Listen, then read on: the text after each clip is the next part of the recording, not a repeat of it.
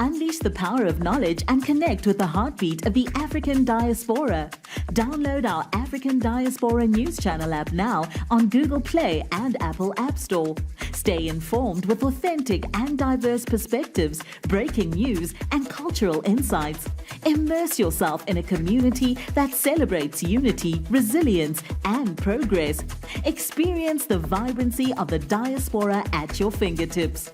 Don't miss out. Empower your perspective today. Search African Diaspora News Channel and join the conversation. I saw some people the other day crying, oh, I don't know, Trump has removed money. He said he's not giving us any more money. Watu wanalia. Why are you crying? It's not your government, it's not your country.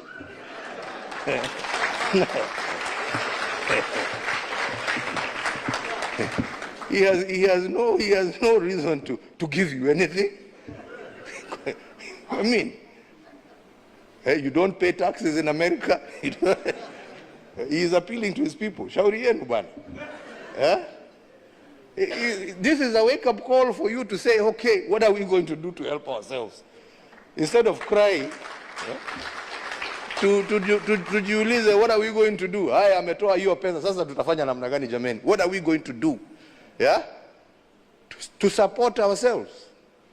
Because nobody is going to continue holding out a hand there to give you. It is time for us to use our resources for the right thing. While Africans are complaining that President Donald Trump has cut aid, there's an African leader that is going viral in the US, Kenya's former president, Uhuru Kenyatta, who is saying, you have no right to demand for aid from the US. You have had 40 years to put things in order. You have had enough time to win yourself of aid. You have had enough time to put in place the right systems and structures. Now is the time for you to reckon over the decisions that you've made in the last couple of years, in the last couple of decades, that have left you dependent on American aid, but America doesn't owe you not even a single dime. Hello there, how are you doing? Welcome to another episode of our conversations. My name is Indira Ganga. I'm a business journalist by profession and a digital content creator. I love coming on here, having conversations with you guys about Black people, Africans, our empowerment, how we rise up and take our rightful place at the global stage.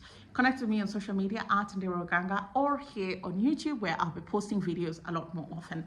Today I want to talk about Kenya's former president, Uhuru Kenyatta, and the video that went viral, not just in Africa, but in the US. This man was everywhere. Yeah, they were talking about him. And he was talking about the recent news that President Donald Trump is going to be scaling back on aid that is coming to the African continent. Now, let me put this into context for you. A lot of Africans are very excited for President Donald Trump to come into power. I think I did a video on that. And part of the excitement was the fact that African leaders need to start being held accountable. I have heard of so many of these projects, even from USAID, that have been there since 1995. We're in 2025. There are certain projects that were established after the Great Hunger in Africa that ravaged women and children and men in Ethiopia. Why do we still have hunger programs to this very day? Why haven't they evolved into smart agriculture, climate resilient agriculture? Why are we still there? 40 years later, why are we still there? Dambisa Moyo wrote a book called Dead Aid, and she speaks about how aid is very detrimental and it hampers development, because when you're dependent on aid, you're not motivated to do anything. When you know that the US is just going to bring money for HIV, these governments don't take time to allocate money to go into their healthcare. They don't allocate money into research and development. They don't allocate money into science. They don't allocate money into hiring doctors, because they know the money and the personnel is going to come from USAID. We have just seen extremely lazy approach to governance. Absolutely lazy approach to governance. There was this joke on Twitter. Somebody was joking about Rwanda's president and how he is a relatively petite man. And people are saying, yeah, because your presidents are pregnant with all the resources that they've stolen from you. And now I dare you, please find for me 5 petite African presidents.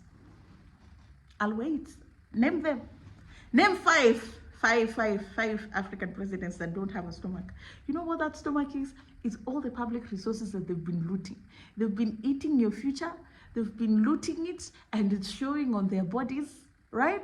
Because they've refused to serve their mandate.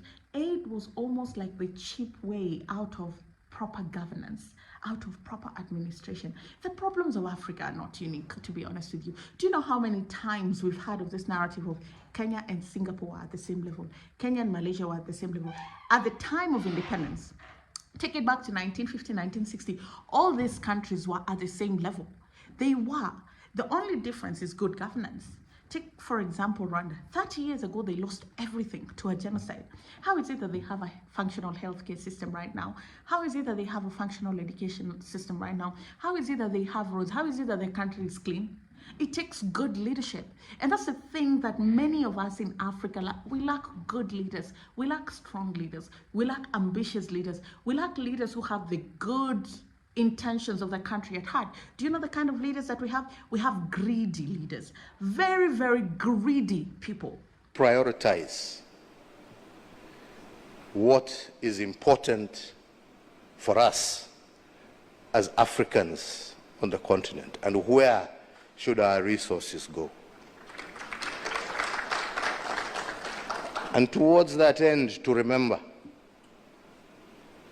the amount of resource we waste killing each other.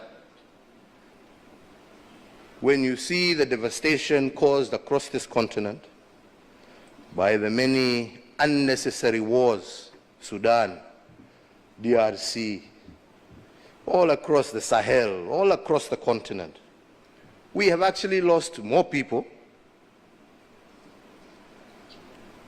to bullets fired by Africans on Africans than we actually lost to the coronavirus.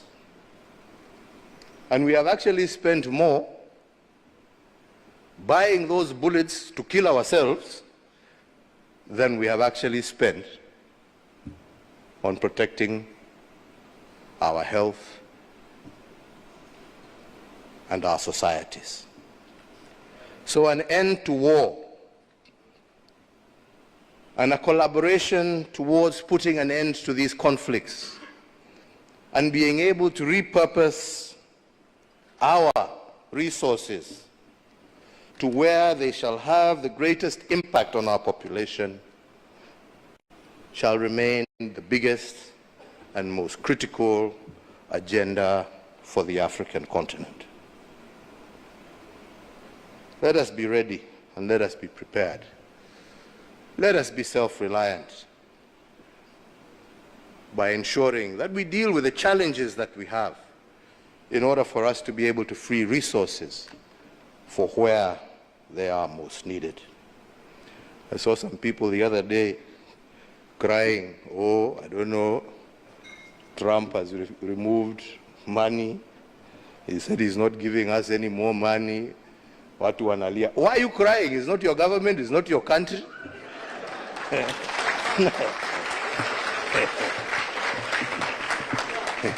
He has no reason to give you anything. I mean, you don't pay taxes in America. He is appealing to his people. Shauri yenu bana. This is a wake-up call for you to say, okay, what are we going to do to help ourselves?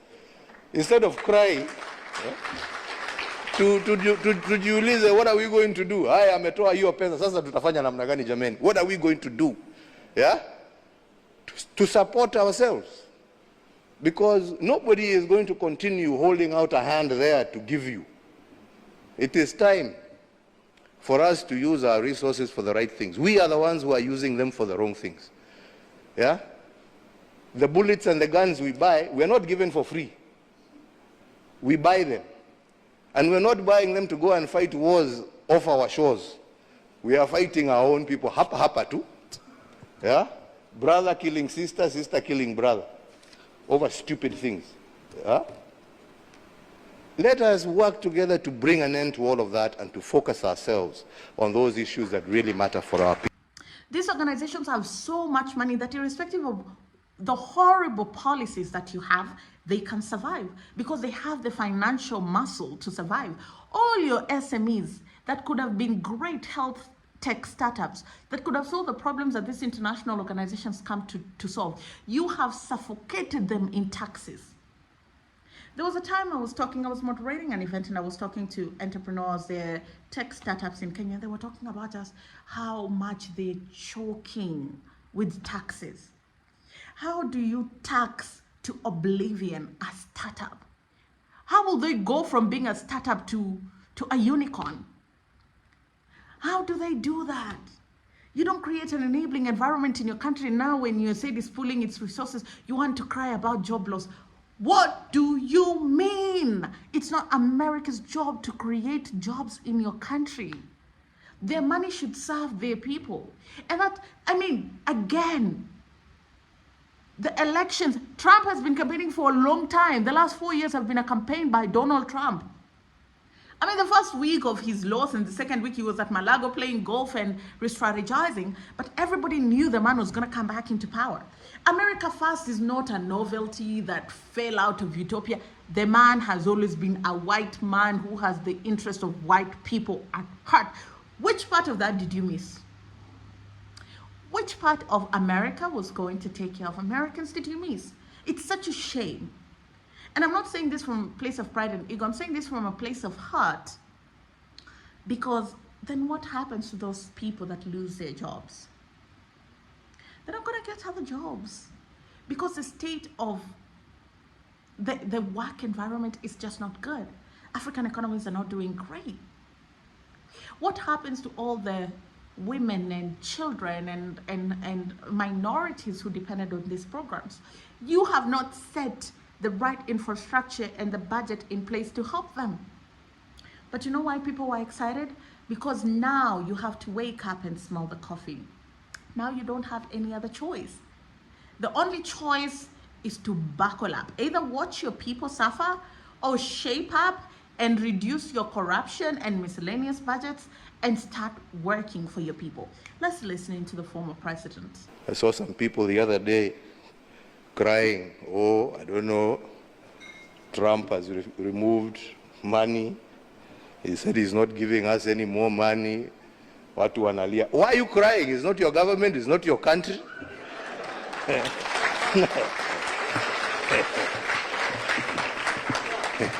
He has no reason to give you anything. I mean, hey, you don't pay taxes in America. He is appealing to his people. Shauri yenu bwana. This is a wake-up call for you to say, okay, what are we going to do to help ourselves? Instead of crying, tujiulize, what are we going to do? Haya ametoa hiyo pesa, sasa tutafanya namna gani jameni? What are we going to do? Yeah? To support ourselves. Because nobody is going to continue holding out a hand there to give you.